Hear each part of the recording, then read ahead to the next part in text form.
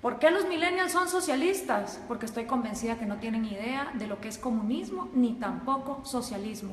Cuando un millennial nos dice que quiere socialismo, nunca nos dice realmente qué es lo que quiere, cómo ambiciona que ese gobierno va a funcionar. No tiene idea de cómo van a funcionar las medidas políticas y económicas. Por eso se me ocurrió hacer socialismo para millennials. Bienvenidos.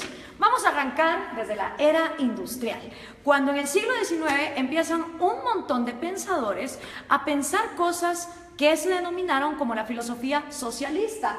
Entre ellos estaba Giuseppe Mazzini. No digas tú, di nosotros. Esta visión de que renunciar al yo era lo mejor que le podía pasar a la sociedad. También Pierre-Joseph Proudhon, que dijo, la propiedad es robo. Estos dos contemporáneos inspiraron a Carlos Marx y a Federico Engels. Carlos Marx y Federico Engels se conocieron en 1843, 5 años antes de que escribieran el Manifiesto Comunista. Carlos Marx, hijo de padres judíos que dejaron la religión judía y se convirtieron al protestantismo, fue expulsado de Alemania, de Francia, de Bélgica, hasta que finalmente se va a Inglaterra, y en Manchester, junto con Federico Engels, un burgués, un hijo de industriales, ellos dos pues hacen el Manifiesto Comunista y describen el capital. Cosas interesantes, Carlos Marx trabajó muy poco en su vida y a la edad que yo tengo, 31 años, se retiró para ser un mantenido de Federico Engels por el resto de sus días. Vivió en Soho, Inglaterra, todo ese tiempo, y después de los 31 años nunca más volvió a trabajar. Estos dos personajes creyeron que habían descubierto el agua azucarada y que la época que estaban viviendo era una época única en la humanidad. Dicho en las palabras del mismo Carlos Marx, de este libro, The Politics Book, comunismo es el enredo de la historia resuelto. Para ellos el comunismo venía a resolver todas las luchas históricas. Según Marx y Engels, después de ellos la historia no volvería a ser la misma. Pero pensemos un poco en cuál era el mundo industrial en el que se movían Carlos Marx y Federico Engels. Para empezar, la filosofía que estos dos señores hicieron estaba inspirada para Alemania e Inglaterra, países industriales que tenían una gran industria que estaba cada vez más creciendo, no para países agrícolas. Y resulta que ni Inglaterra ni Alemania pusieron jamás en práctica las teorías de Marx ni de Engels tampoco. Quienes las pusieron en práctica fueron países agricultores que no contaban con las particularidades que Carlos Marx decía deberían de ser lo primero que debería haber, que es capital, manufactura e industria. En los países que más adelante vamos a ver, nos vamos a dar cuenta que no se puso en práctica. Además de esto, pensemos un poco en el mundo de estos dos señores.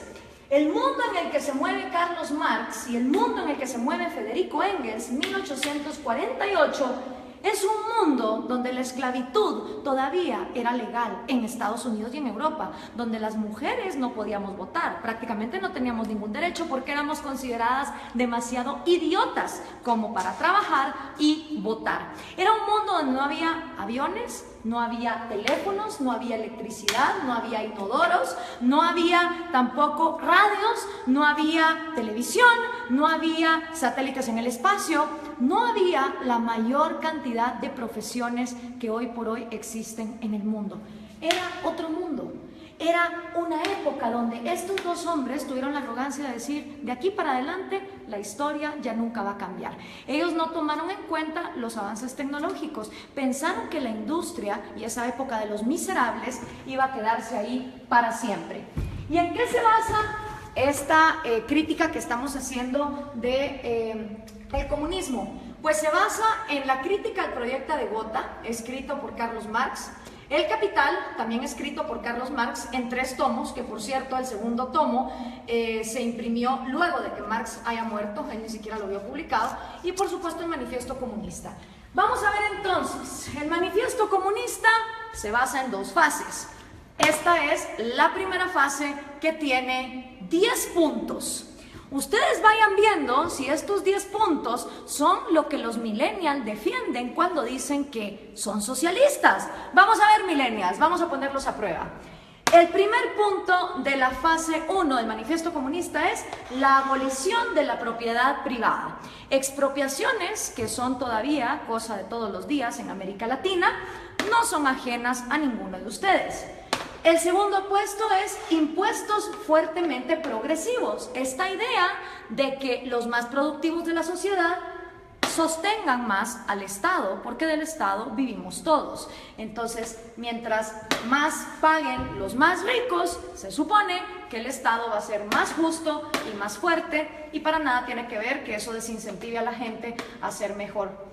El tercero es abolición del derecho a herencias. Interesante, porque Rafael Correa quiso hacer también una ley de herencias bastante draconiana, donde se quería quedar con un montón de las herencias.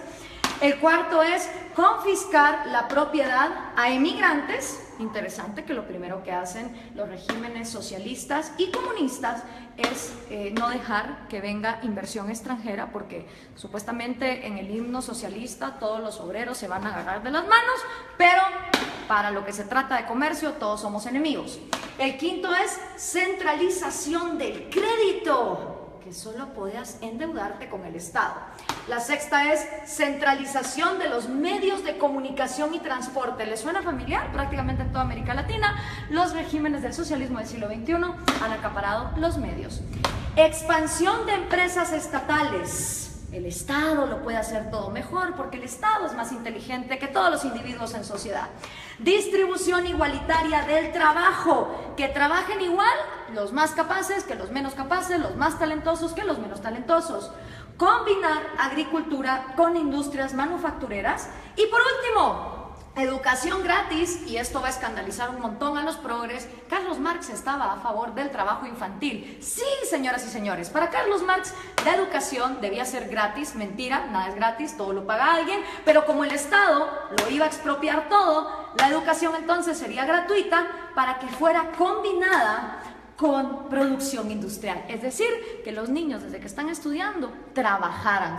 Así que memorícense bien esta fase 1, porque esta fase 1 es la que han implementado todos los países que han tratado de llevar a cabo la agenda marxista. ¿Les suenan familiares estos 10 pasos? Siguen vivos, a pesar de que el mundo de Carlos Marx era un mundo en 1848, estos 10 pasos se siguen dando en América Latina.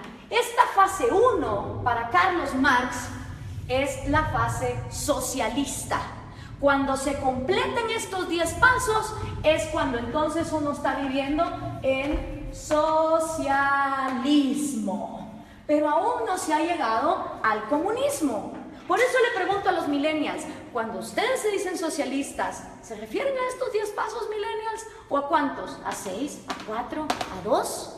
¿A cuántos de estos pasos es a los que ustedes se refieren cuando se llaman socialistas?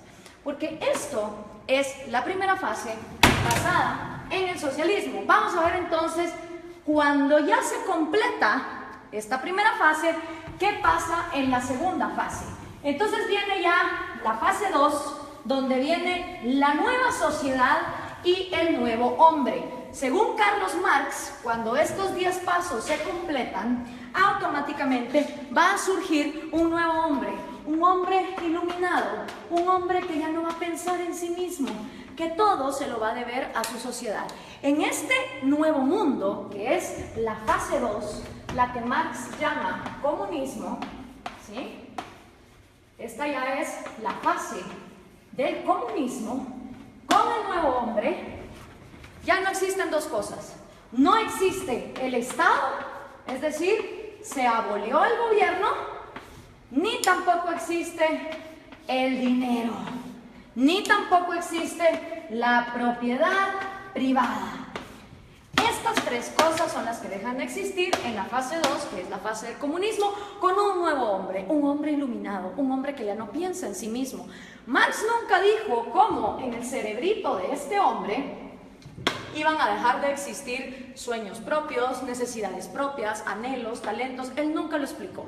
Para él, de manera mágica, después de que la fase 1 fuera completada, se pasaba automáticamente a la fase 2, donde este hombre nuevo iba a trabajar a la par de hombres más mediocres y menos talentosos, pero siempre recibiendo lo mismo. ¿Y cómo iba a funcionar la distribución de productos. Bueno, pues iba a haber un gran almacén y en este almacén la comunidad, ya sin Estado, ya sin gobierno, ya sin dinero, te iba a proveer a ti de todos los productos y servicios que tú ibas a necesitar. Entonces todas las personas, no importa sus talentos, iban a llegar a intercambiar. Si por ejemplo producían yesos, pues un yeso por 1 kilo de arroz. Y decía Marx que suponiendo que este hombre, en lugar de producir un yeso, hubiera producido 3 y este solo hubiera producido 2, en esta segunda fase, este hombre que produjo 3 yesos, no le iba a importar recibir también 1 libra de arroz para compararse con este. Según Marx, iba a llegar un momento donde el más talentoso y el que más trabajaba no le iba a importar recibir igual que el que trabajaba menos y el que era más mediocre. Ahora veamos, ¿se cumplió esta fase 2? ¿O qué es lo que ha pasado en la historia de la humanidad con la gente que ha llevado a cabo la agenda marxista? Bueno, pues los primeros que trataron de llevar a cabo la agenda marxista fueron Trotsky, Stalin y Lenin. 70 años después del manifiesto comunista, ellos son los primeros en poner en práctica la teoría marxista, cuando en 1918 deciden cortarle la cabeza a los sanguinarios explotadores, y de verdad que lo eran, de la dinastía Romanov, que era la monarquía que imperaba en Rusia. 2 errores. Primero, Marx escribe una teoría para Inglaterra y Alemania, que su problema no era, digamos, el de una monarquía que incentivara la agricultura, sino que eran países industriales. Rusia era feudal, bastante feudal. Estas 3 personas entonces ponen los primeros 10 pasos de Carlos Marx en marcha y llegaron a la fase 2, llegaron a este gran almacén. Realmente no. Ni se abolió la propiedad privada, ni se abolió el dinero, y el Estado, en lugar de aniquilarse, se fue volviendo más y más grande hasta volverse totalitario. ¿Y entonces qué pasó? En toda Unión Soviética se desplegaron los gulags. Cada uno de esos puntitos rojos que ustedes ven ahí son los gulags, los campos forzados de trabajo. Claro, desgraciadamente en esa época no había Twitter, no había Facebook, no había Instagram, entonces era muy difícil tener récords de las atrocidades y las violaciones a los derechos humanos que se daban en estos campos de concentración en condiciones de temperatura bastante salvajes y teniendo a la gente hasta lo último en el punto de inanición. Y para darles un ejemplo concreto, aquí hay una foto del Gulag de Ucrania, que era una parte fundamental para el sustento económico del Imperio Soviético, ya que producía 80% del carbón, 85% del hierro y el 70% de los metales. ¿No les suena familiar Venezuela? A ustedes que con el petróleo los tienen similar así. Después de la Unión Soviética, y que ojo, nunca se llegó a la fase 2 de comunismo, podemos decir entonces que lo único que hubo en Rusia fue socialismo, porque nunca se llegó a la fase 2. El siguiente sanguinario que quiso poner a prueba el comunismo fue Mao Zedong en China. En 1948 entra el Ejército Rojo y Mao hace su propio experimento con 2 atrocidades que aniquilaron a más de 60 millones de personas, que fueron el gran salto adelante y la revolución cultural, que básicamente era una manera de implementar los 10 pasos del manifiesto comunista y que llevaron al peor genocidio que la humanidad jamás ha visto. Y por supuesto, esta idea se trae a casa, y los primeros en traer la casa en su propia versión de Trotsky, Stalin y Lenin son el Che Guevara, Fidel Castro y Camilo Cienfuegos. Cosa interesante, Camilo Cienfuegos y Trotsky, siendo los intelectuales más moderados de este movimiento, fueron asesinados, este por Stalin y Camilo por Fidel Castro. Hasta en eso se parecen estos modelos, donde tenemos sanguinarios que traicionan a sus propios amigos cuando no se vuelven tan pues crueles y dictadores como ellos. Ahora veamos la línea. Entra Fidel Castro a Cuba y obviamente Fidel Castro sigue influyendo en la región. Aquí lo tenemos con Evo Morales y con Hugo Chávez, que traen el refrito, el socialismo del siglo XXI. La misma idea, los mismos 10 pasos, la misma utopía, llegar al gran almacén donde hasta el talentoso iba a renunciar por el mediocre. Y esto se sigue pasando. Aquí está Hugo Chávez con Kirchner, Néstor Kirchner y con Lula da Silva. Y por supuesto sus nuevos reciclados, Dilma Rousseff, que acaba de ser destituida, Mujica, Cristina Kirchner con Hugo Chávez. Si podemos ver, la línea es directa, las ideas son las mismas, es la misma receta y el resultado es el mismo. Entonces, ¿por qué los millennials insisten en ser socialistas? No me cabe la menor duda que es porque no conocen su historia, no tienen idea de lo que significa el socialismo, ni tampoco tienen idea de que el comunismo llega hasta una fase 2 que nunca antes se ha dado. Veamos algunos resultados por acá. Tenemos la cantidad de muertos que el comunismo ha producido. En la Unión Soviética 20 millones, en China 65 millones, en Vietnam 1 millón. En Corea del Norte se calcula, porque obviamente no se sabe, 2 millones, en Camboya otros 2, en Europa del Este 1 millón, en Latinoamérica 150.000, en África 1.7, en Afganistán 1.5, para llegar a 94.3 millones, según los datos estadísticos de los mismos gobiernos. ¿Y quiénes han intentado el proyecto comunista? Nada más y nada menos que la mitad del territorio del mundo.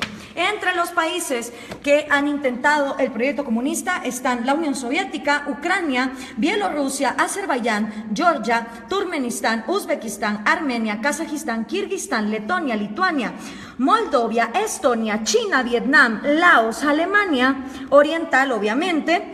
Está también Hungría, Checoslovaquia, Rumania, Yugoslavia, Albania, Bulgaria, Corea del Norte, Cuba, Camboya, Etiopía, Angola, Mozambique, Nicaragua, Afganistán y por supuesto Venezuela, si tomamos en cuenta lo que se ha llevado a cabo. ¿Cuáles son tus probabilidades de toparte con el comunismo? Son increíbles. Imagínate que vos podés tener antepasados de Hungría o antepasados de Cuba y vivir en Guatemala y te vas a haber topado con el comunismo. Las probabilidades de que un ser humano se haya topado con el comunismo, una historia comunista, son de 1 en 2. Porque como les explicaba, de todo el mundo, la mitad del territorio de la humanidad ha intentado este experimento. Y el resultado no ha sido esa fase 2, no ha sido esa panacea de ese hombre iluminado, ese hombre que deja de pensar en sí mismo para solo pensar en los demás. El resultado ha sido lo que George Orwell nos describió hace tanto tiempo en La rebelión en la granja. Los humanos en el poder se vuelven los cerdos y para los cerdos hay todo, mientras que para el resto de animales no hay nada. En lugar de llegar a la fase 2, se llega a un lugar donde la burguesía son los nuevos, ya sean los Stalin, ya sean los Mao, ya sean los Castro, ya sean los Morales o los Chávez. Solo ellos se vuelven la burguesía, solo ellos se vuelven la élite, a costa de que todos los demás estén bien jodidos. Pero, ¿dónde se ha vivido comunismo? ¿Dónde ha habido igualdad? Pues miren, un lugar en el planeta donde hubo igualdad de miseria fue en los campos de concentración de Alemania. Porque ahí, como ustedes se pueden dar cuenta, todos eran iguales de miserables. Obviamente ahí no había propiedad privada, no había dinero, era la panacea. Y Viktor Frankl, que no se lo contaron, él lo vivió, él estuvo en un campo de concentración, uno de los psicólogos más reconocidos del siglo XX, hizo un llamado muy interesante. Everything can be taken from a man. Cualquier cosa puede ser tomada de un hombre, excepto por una. La última de las libertades del hombre. Exigir la actitud que uno va a tener en cualquier set de circunstancias para escoger uno su propio destino. Quiero hacer énfasis en esta frase porque lo que está aquí diciendo Viktor Frankl es que la mayor libertad del hombre reside que aunque esté en estas condiciones, uno va a decidir con qué actitud va a enfrentarse a la vida. Pero ¿qué podía saber Carlos Marx de estas cosas? Regresemos a 1848, ni siquiera Freud, con su psicoanálisis, que ya está bastante desprestigiado, había empezado sus estudios. Tampoco Darwin. Se creía que la histeria de las mujeres se podía quitar con electroshock. La psicología estaba en pañales. ¿Qué sabía Carlos Marx del cerebro humano? ¿Qué podía saber Carlos Marx acerca de un hombre nuevo que tuviera en su cerebro la capacidad de dejar de pensar en sí mismo? Hablemos entonces de sus predicciones, que fueron completamente nefastas. La primera predicción de Marx: va a haber más países comunistas que no comunistas. No se cumplió. Hoy hay más países excomunistas que actualmente comunistas. La segunda predicción de Marx: la máquina va a acabar con el proletario y el proletario va a vivir en la miseria. Tampoco se cumplió.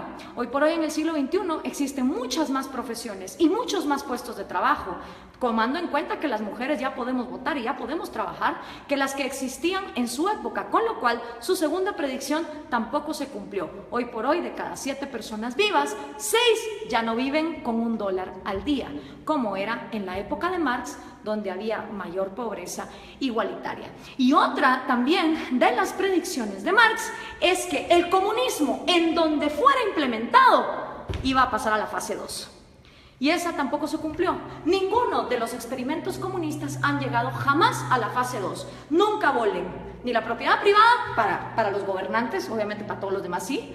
Nunca se abole tampoco el dinero, ni mucho menos la propiedad privada. Pero aparte de Viktor Frankl, que escribió ese excelente libro de El hombre en busca del sentido, hoy por hoy tenemos excelentes referentes de la psicología evolutiva y la neurociencia que nos pueden explicar cómo de hecho nuestro cerebro no está diseñado para el comunismo. Uno de ellos es David Boss. Él es PhD, profesor de Harvard, de la Universidad de Michigan, de la Universidad de Texas, y ha escrito 7 libros de psicología evolutiva, incluyendo este. No son personas que te lo digan por fe, como te lo dijo Marx, y que solo lo dejó escrito, cómo iba a ser ese cambio en la psicología humana. Son personas que han estudiado la evolución, la genética de la vida, y que entienden cómo funciona el cerebro humano. Y una de las frases de David Boss es: no existe un agente autónomo con intereses llamado sociedad. Esto es una imposibilidad lógica. Sociedad como tal no piensa, no come, no llora, no tiene intereses. La sociedad no es más que el cúmulo de cada individuo. Y somos los individuos y nuestros derechos fundamentales los que realmente existimos en la realidad. Una sociedad de individuos pensantes, libres, funcionales, es una sociedad que avanza. Una sociedad donde todos los individuos se igualan hasta la miseria sin libertad, es una sociedad que no avanza hacia ningún lado. La sociedad como ente no se mueve. Los que se mueven son individuos. Y si algo le interesa a una sociedad que funciona como una célula, es que cada una de sus partes tenga vida, tenga propiedad privada y tenga libertad como sus 3 derechos fundamentales. Pero si eso no fuera poco, Steven Pinker, que también es un PhD, él se ha ganado el premio de la Academia Nacional de Ciencias a la mejor investigación en Inglaterra en 1993. También se ha ganado el premio de la Sociedad Cognitiva de la Neurociencia en el 2010 y ha sido 2 veces finalista del premio Pulitzer. Escribió el libro ¿Cómo funciona nuestra mente? Y una de las frases de Steven Pinker es: el mejor argumento contra el totalitarismo es reconocer una naturaleza humana universal, que todos los seres humanos tenemos un deseo innato por la vida, la libertad y la búsqueda de la felicidad. ¿Qué quiere decir esta frase? Que todas las personas, nazcamos donde nazcamos, en el país en el que nazcamos, en la cultura en que nazcamos, traemos 3 deseos innatos: el amor por nuestra vida, el amor por nuestra libertad y el amor por la propia búsqueda de la felicidad. ¿Qué significa eso? que ustedes, si quieren buscar su felicidad, emprenden su propia vida como les diera la gana. Ahora, todos estos conocimientos de neurociencia que tienen David Bosch o Steven Pinker, obviamente Carlos Marx no lo sabía, porque la psicología y la neurociencia no se habían desarrollado, no habíamos avanzado en la ciencia como para descubrir el ADN, el otro gran error de Marx. Él pensó que en su época ya se había descubierto todo, y no era así. Entonces, al tener estos conocimientos, es inaudito, es inexplicable que los millennials sigan siendo socialistas. La única manera en que me lo explico es que los millennials no tienen ni idea de lo que es socialismo, ni mucho menos comunismo. Y yo, que también soy millennial, pero de la primera generación, de esos que todavía vimos los cassettes y que sabemos cómo funcionan, tenía 5 años cuando cayó el muro de Berlín. Y me acuerdo como que fuera ayer de ver a esas personas celebrando y preguntarle a mi papá, ¿qué se está celebrando ahí? Me dijo, ahí se está celebrando que tenían a una población dividida a la mitad porque de un lado querían salir y no los dejaban. Si una idea es tan buena, no puede ser obligada hacia una cierta población. Y en todo lo que hemos visto aquí, lo único que hemos visto es obligación, hemos visto miseria, hemos visto genocidio. En la libertad no hay garantías. Yo no estoy aquí vendiendo una utopía ni una panacea. En la libertad hay riesgos y puedes perder como puedes ganar. En la libertad también existe la libertad de no participar en el mercado. En un país que vive en libertad, si hay un grupo de personas que quieren vivir como hippies e irse a una montaña y no ser parte del mercado y no tener propiedad privada, son libres de hacerlo. En un país comunista, si uno intenta meter una zona franca de libre comercio en alguno de sus puntos, va a parar a la cárcel o va a parar desaparecido. Esa es la diferencia entre vivir en un lugar donde se garantice la libertad y donde no se garantice. Esta utopía basada en el hecho de que el ser humano debe renunciar a su autoestima y a su amor propio para contribuir a su sociedad, es completamente errada por lo que la historia nos ha comprobado. Y lo único que logra son élites de cerdos, tal cual los describió George Orwell, que se quedan con todo a costillas de un pueblo que pierde lo más importante que todo ser humano tiene, que es su libertad. Espero esto les sirva a los millennials para entender qué es el socialismo y qué es el comunismo. Gracias por compartir.